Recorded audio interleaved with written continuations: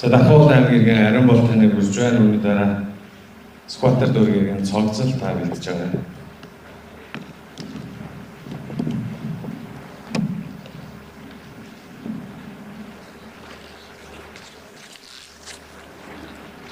За сайн мэцэнэ жиргэн хөтлөө.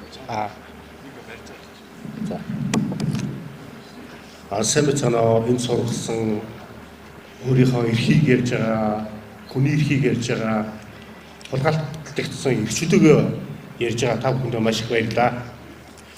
Тэгээд хүний эрх дотроо хүүхдийн эрх өнөөдөр Монголд амар их зөрчигдөж байна. Ялангуяа Улаанбаатарт хүүхд амьд явах, ирүүд аюулгүй орчинд амьдрах эрх гэдэг үндсэн эрх заагдсан эрхийг үнэхээр амар зөрчигдөж байна. Жишээ нь утаа байна.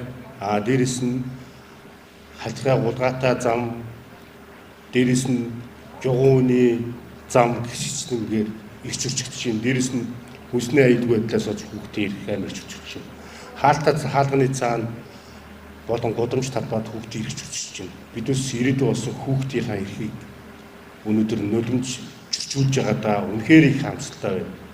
Хамгийн нэн чухал, хамгийн нэн тэрүүнд хүүхдийн эрхийг хамгийн их нийт түрүүнд тавих ёстой. Хүүхдийн эрхээ сүүлдэн тавьдаг. Өнөөдөр ерөнхий боловсролын сургуулийн хүүхд автобусанд төлбөр төлөө явдаг бод оюутнууд төлбөр төлөө явдаг. Энэ бол цэвэр ялган газар үзэл гаргадаг хүүхдтэй.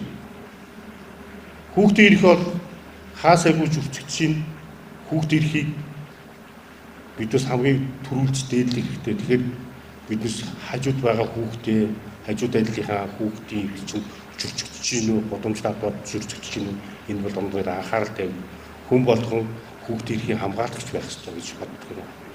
Тэгэхээр та бүхэн хүүхдийн эрх хаан зөрчиж байгаа тэн дээр хүүхдийн эрхийн талаар дуу хоолой болж яваарай гэж хэлмээр байна.